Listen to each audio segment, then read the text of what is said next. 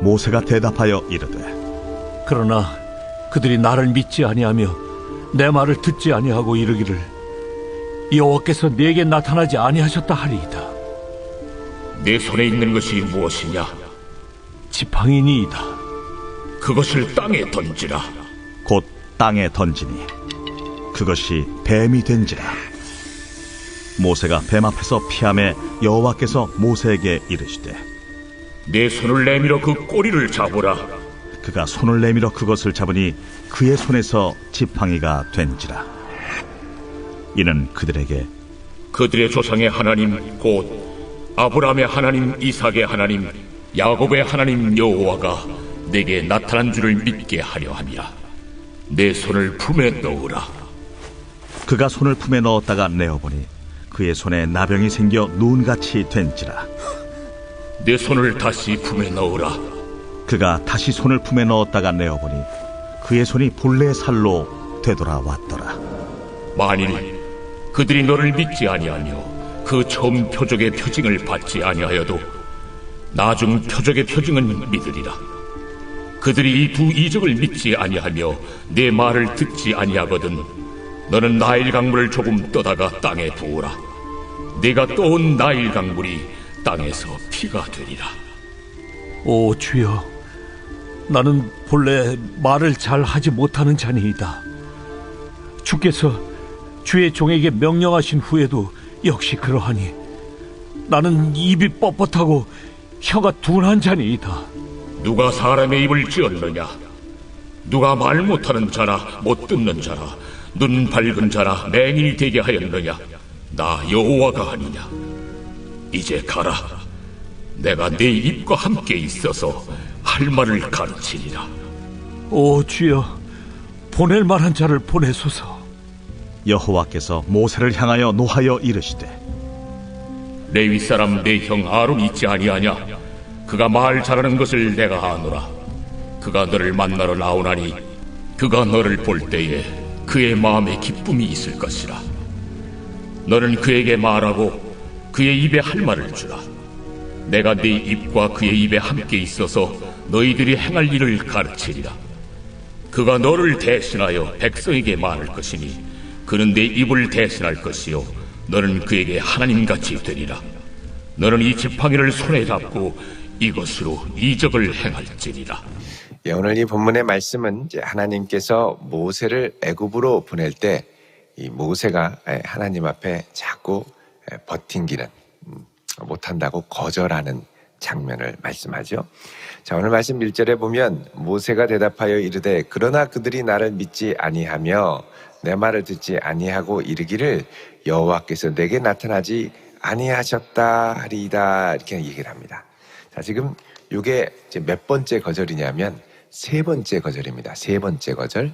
자, 우리 앞을 보시면 여러분 출애굽기 3장 지금 11절에 보시면 하나님께서 나타나셔서 너 애굽으로 가서 내가 너에게 보내겠다. 3장 4절에 보면 떨기나무 가운데 모세야 그리고 부르시죠. 그리고 내가 너를 애굽으로 보내겠다. 그러면 우리가 어우 하나님 감사합니다. 아멘 하고 가면 얼마나 좋겠습니까? 근데 11절에 모세가 뭐라 그러죠? 하나님, 내가 누구이기에 바로에 가며 이스라엘 자손을 인도하여 내리까? 내가 누군데? 나는 이미 애굽에서 도망쳐 나온 도망자고 아무것도 아닌데. 그러자 하나님이 내가 반드시 너와 함께 있으리라.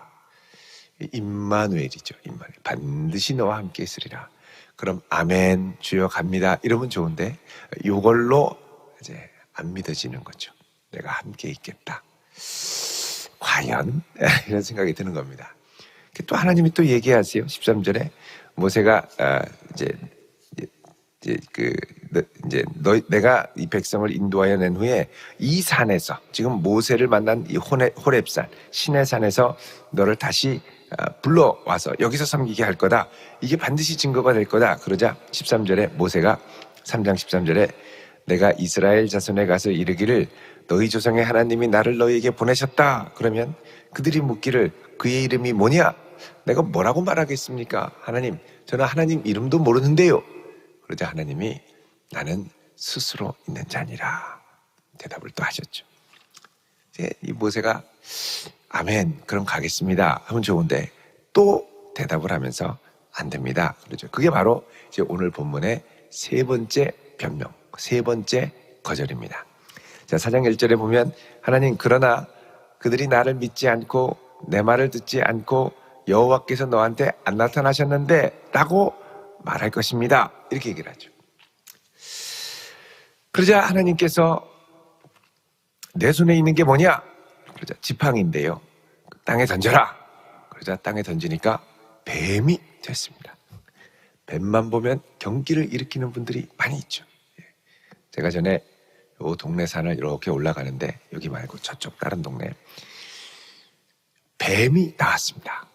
제가 옆에 있는 분에게 아내에게 뱀이네 그랬더니 뱀이 막 꼬불꼬불하고 막 격렬하게 운동을 하면서 올라가는데 갑자기 얼굴이 하얘지면서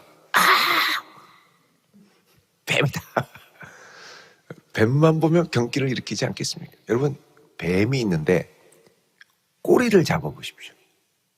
뱀은 꼬리를 잡는 겁니까? 머리를 잡는 겁니까? 다 안 잡으시겠죠?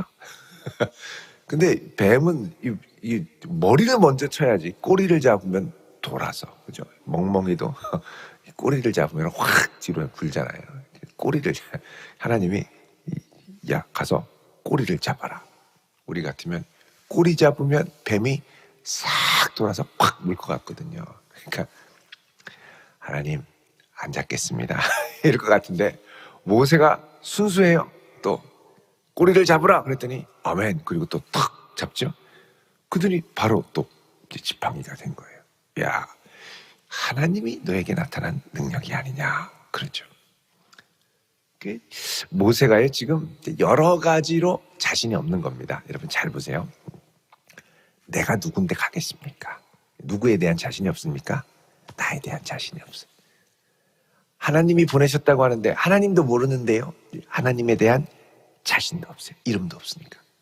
그 다음에 하나님의 능력에 대한 확신도 없어요. 그러니까 하나님이 확신을 또 주시죠. 꼬리 잡아라. 잡으니까 뱀이 됐습니다. 자, 그 다음에 너의 손을 품 안에 넣어봐라. 하나님이 6절에 또 그러죠. 품에 딱 넣으니까 빼니까 나병처럼 하얗게 비늘이 서 있죠. 여러분 구약 성경에서 이 나병은 교만의 상징입니다. 교만의 상징. 우시야 왕이 분향단에서 자기가 분향을 하려다가 이 나병이 들기도 하고 나아만도 이 나병을 고치러 왔죠. 교만한 왕이었습니다. 장군이었습니다. 교만을 상징하는데 딱 하나님이 이 모세의 교만을 보여주죠. 다시 넣어라. 딱 넣었더니 깨끗해지죠. 자, 너가 가면 이스라엘 백성에게 가면 뱀이 변하는 건 안 믿을지 모르지만 이거는 믿을 거다. 그러면서 너는 가서 반드시 그러면서 뭐라 그러냐면 두 번째 표적으로 나일강 물을 떠다가 부어라. 그랬더니 피가 되죠. 자, 하나님의 능력까지 또 경험했습니다. 그러니까 10절에 모세가 뭐라 그러냐면 이제는 오 주여 나는 본래 말을 잘 못하는 자니이다 그러죠.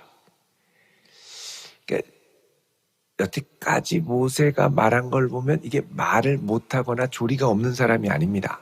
이게 머리 회전이 빨라야 핑계거리도 많거든요. 핑계를 이렇게 단순한 사람은 이렇게 가 그럼 그리고 그냥 갑니다. 근데 말로 아우 제가 누군데요? 당신 이름도 모르는데요.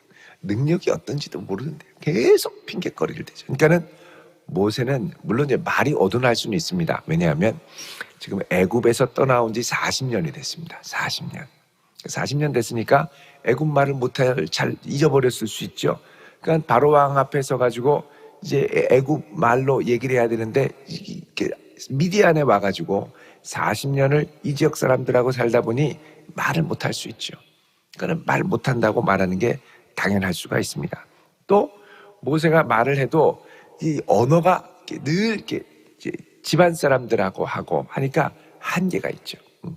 그리고 이 아이들하고 얘기를 해봐야 뭐 맨날 하는 말이 뭐 비슷하지 않겠습니까? 노는 말. 양치러 가자, 밥 먹었니?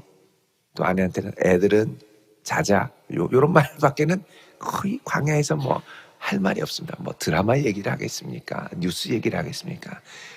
해 떴다, 해 졌다. 아주 심플한 생활이기 때문에 그렇게 말할 게 많지 않습니다. 그러니까 자기 어휘도 한계가 있는 거예요. 결국은 말에 자신이 없는 겁니다. 그러니까 주님, 저는 이제 10절에 보면 입이 뻣뻣하고 혀가 둔합니다. 네 번째 핑계입니다. 네 번째. 하나님이 야, 누가 사람의 입을 지었느냐? 11절에 누가 말 못하는 자냐? 누가 못 듣는 자냐? 누가 맹인이 되게 했느냐? 나 여호와가 아니냐? 이제 가라. 내가 내 입과 함께 있어서 할 말을 가르치리라. 자, 그러니까 지금 하나님께서는 보내실 때, 모세를 보내실 때 하나님 편에서는 모든 준비가 다 돼 있다는 걸 알 수가 있습니다. 능력도 주시죠. 할 말도 주시죠. 은혜도 주시죠. 모세의 자신에 대해서 하나님이 누군지 확신도 주시죠. 그러니까 하나님이 보내실 때는 대책 없이 보내시는 게 아니라 항상 다 준비하고 예비하고 보내시는 거죠. 근데 우리는 하나님이 보내실 때 하여간 못한다는 핑계가 너무 많이 떠오릅니다. 이거 좀 해봐라. 아유 주님, 저는 때가 아닙니다. 때를 누가 결정합니까? 내가 결정하지. 이거 좀 저쪽으로 좀 가봐라. 하나님, 신발이 다 떨어졌습니다. 양말에 구멍이 났네요.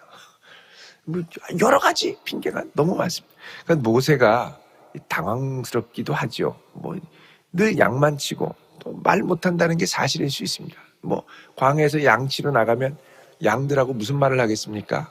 뭐 이러겠습니까? 그냥 가만히 있는 거죠. 물론 지난 40년의 세월 동안 모세가 생각들은 많이 있었을 수 있으나 이제 40년 정도 지나면 과거를 다 잊고 그냥 이대로 묻혀 살다가 가야지, 이런 생각을 할 수가 있다는 거죠. 근데 하나님이 갑자기 나타나셔가지고 모세를 불러서 가라고 하신 겁니다. 그러니까 이제 40년은 모세가 혈기왕성하게 열심히 내 힘과 능력으로 어떻게든 해보려고 하다가 실패를 겪고 또 다른 40년을 완전히 묻혀서 지내고 자기 인생을 그냥 이렇게 잊혀서 끝난다고 생각할 때, 그때 하나님이 그를 부르시는 거죠. 여러분, 우리 인생의 전성기는 하나님이 부르실 때 시작이 됩니다. 나의 준비와 무관하게, 또 나의 실패와 무관하게. 근데 우리는 나의 준비가 하나님의 때라고 착각하기도 하고 나의 실패가 하나님의 때가 아니라고 착각하기도 합니다. 하나님의 때는 나의 성공과 실패, 노력과 헛됨 상관없이 하나님이 나를 부르실 때 시작되는 줄 믿으시기 바랍니다. 그래서 하나님이 부르실 때는 그때 아멘, 주님 이제 저를 부르시니 제가 어떻게 되든 주의 영광을 위해 쓰임받기 원하나이다. 나를 원하는 곳에 사용하옵소서. 그리고 이제 가야 되는 거죠. 그 모세가 가야 된다는 걸 알지만 이게 도저히 자신이 없습니다. 여러분, 이런 거 보면 이제 자기 확신이 얼마나 중요한지 모릅니다. 13절 보십시오. 5번째 또 거절하죠. 같이 읽어볼까요? 시작. 모세가 이르되 오 주여 보낼 만한 자를 보내소서. 자기는 아니라 오 주여 보낼 만한 자를 보내소서. 지금 하나님이 여태까지 5번이나 설득을 하고 막 있는데 하나님 편에서도 화가 나시지 않겠습니까? 예, 뭐 장사하시는 분들 같은 경우에는 고객이 오면 이게 좋고 저거 좋고 또 고객이 까다롭게 이것도 묻고 저것도 묻고 1시간을 진을 빼서 설명을 했는데 생각해 볼게요. 그리고 간단 말이죠. 화가 납니다. 화가. 여러분, 하나님이 모세를 불러가지고 계속 능력도 보여주시고 권능도 보여주시고 가라 그러고 뭐 여러 가지로 말씀을 하셨는데 결국 모세의 결론은 뭡니까? 난 아니네요. 오 주여 보낼 만한 자를 보내소서. 이게 결론입니다. 모세. 우리도 이런 경우가 많이 있습니다. 여러분, 이게 모세가 이거 보면은 이제 자기 확신이 얼마나 중요한지 모릅니다. 그러니까는 자기 확신이라는 건 나 스스로에 대한 확신이 아니라 하나님이 나를 어떻게 보시는가, 나는 하나님 앞에 어떤 존재인가를 확신하는 게 너무나 중요하다는 것이죠. 나는 하나님 앞에 부르심 받은 존재이고 하나님이 나를 가라고 할 때 가는 존재입니다. 그리고 하나님이 내게 능력 주시는 자 안에서 내가 모든 것을 할 수 있는 존재이죠. 그런데 내가 생각할 때 나는 실패자고 나는 안 되고 나는 여태까지 아무것도 한 게 없고 또 내가 다시 이스라엘 백성들한테 가면 옛날에 살인자로 알려졌던 그가 40년 만에 나타나면 뭐라고 하겠으며 내 가족들은 나를 뭐라고 보겠으며 여러 가지 복잡한 생각이 많이 드는 거예요. 그러니까 사실 머리가 좋을수록 순종하기가 어렵습니다. 5번이나 거절하는 거 보십시오. 얼마나 많이 생각하겠습니까? 어떻게 이런 핑계를 다 댔지? 라고 생각할 정도. 별의별 핑계를 다 댑니다. 창의적인 핑계를 다 댑니다. 우리 창의성이 순종하는 데 발달할 수 있기를 축원드립니다.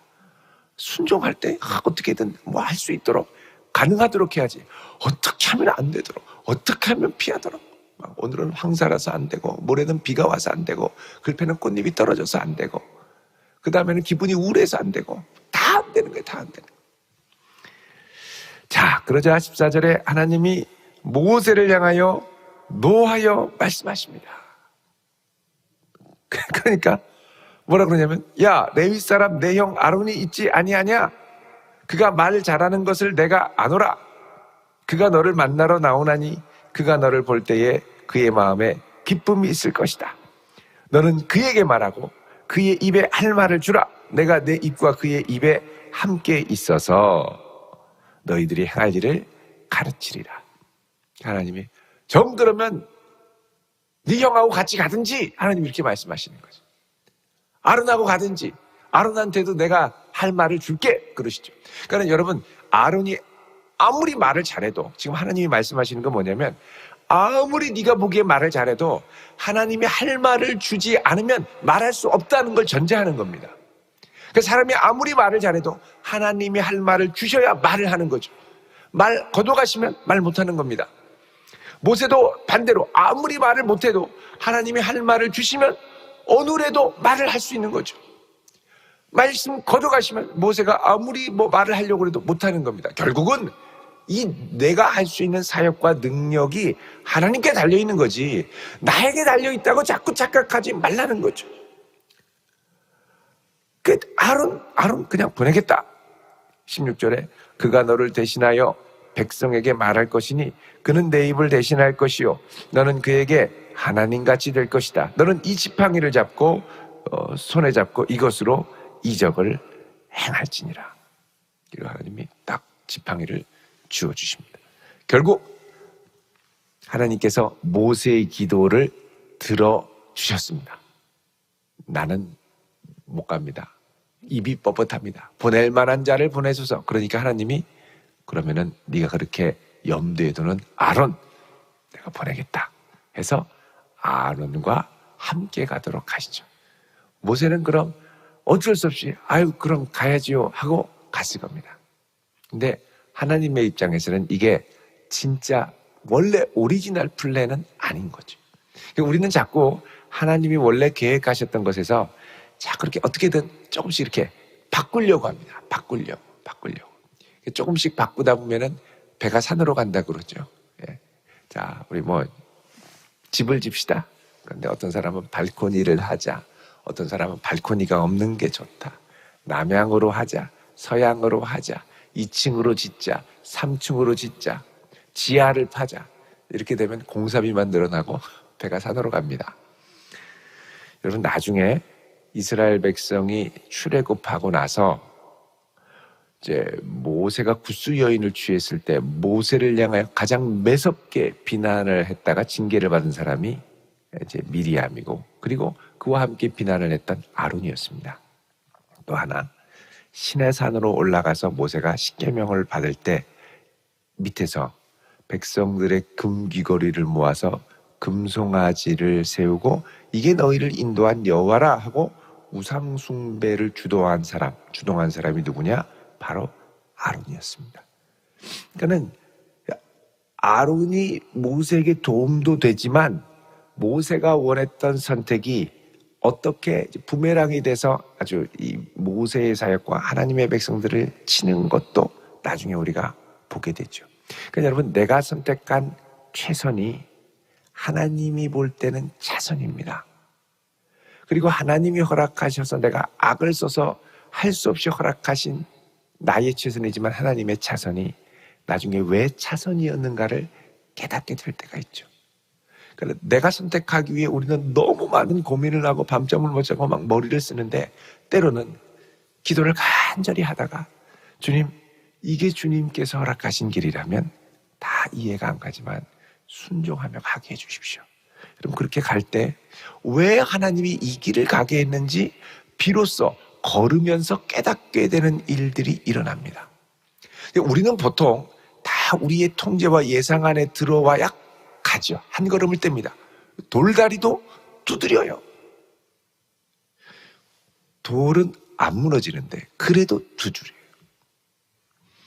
근데 두드리고 갔는데 이게 안전하다고 생각했는데 이 돌이 잘못 놓여서 휘청할 때가 있죠. 우리의 발걸음을 인도하시는 분은 하나님이십니다. 반드시 하나님이 인도하세요. 근데 우리는 자꾸 하나님의 인도를 내 경험에 비추어서 부족하다고 항상 결론을 내리죠. 이러면 안 될 텐데. 이래도 되나? 저 사람하고 같이 이게 안 될 것 같은데. 어떻게 나 혼자. 이런 많은 염려를, 나의 경험치로서 했던 많은 것들. 여러분, 이게 때로는 하나님의 역사를 이루어가는데 이제 우리를 붙잡는 걸림돌이 되게 됩니다. 그래서 우리가 주의 뜻을 위해 기도하고 주께서 내게 감동을 주시고 확신을 주실 때 기쁘게 주여 저를 이렇게 인도하신다면 기쁘게 가게 하옵소서. 여러분, 용기 있게 한 걸음을 내디딜 수 있기를 축원드립니다. 이게 내 뜻대로 다 되는 것도 아니고요. 내가 계산한다고 다 그대로 되는 것도 아니고요. 내 계산과 항상 벗어나서 펼쳐지는 게 인생입니다. 이게 물어보면 제가 여기에 이 자리에 있을 줄 누구도 몰랐습니다. 제가 이럴 줄 알았나요? 이렇게 생각하는 분들이 참 많습니다. 또 이 얘기를 들어보면 초등학교, 중학교 때 난다 긴다 하는 분들이 너무나 많습니다. 보면 난다 긴다 하는데 지금은 다 내려놓고 그거 아무것도 아니에요, 목사님. 그때 왜 제가 그랬는지 모르겠어요. 가끔씩 그러는 분들이 계세요. 여러분, 그때 왜 그랬는지는 모르죠. 그때는 최고인 줄 알았으니까. 근데 아무것도 아니라는 걸 깨닫게 될 때 사실 이게 뭐랑 연결돼야 되냐면, 그렇습니다, 하나님. 내가 대단한 것처럼 붙잡는 게 나중엔 하나님 앞에 아무것도 아닌데 그런 나를 긍휼히 여기셔서 아무것도 아닌 나를 하나님 붙잡아서 주의 일에 쓰임받게 하옵소서. 여러분, 그렇게 해서 우리의 남은 평생을 하나님 앞에 아름답게 쓰임받을 수 있는 복된 성도 되시기를 주의 이름으로 축원드립니다. 기도하겠습니다. 거룩하신 하나님, 주께서 우리를 부르실 때 우리는 끊임없이 아무것도 아니라고, 나는 안 된다고 이런저런 핑계를 대고 발뺌을 하지만 주님께서 우리를 부르시고 인도하시고자 하는 그 길을 전적으로 신뢰할 수 있는 믿음을 주셔서 주님 기쁘게 순종할 때에 하나님의 뜻을 이루어갈 수 있는 자가 되게 하여 주시옵소서. 근심 많은 세상, 염려 많은 세상, 많은 것들을 고민하는 세상 가운데 더욱 단순하게 주를 바라며 신뢰할 수 있는 믿음을 주셔서 주께서 가라고 할 때 아멘 순종하게 하시고, 주께서 감당하라 할 때 주여 내가 기꺼이 감당하겠나이다 주의 멍에를 함께 지고 갈 수 있는 그런 주님의 기뻐하시는 자녀 될 수 있도록 이 아침 용기를 주시고 새 힘을 더하여 주옵소서. 예수님 이름으로 기도드리옵나이다. 아멘.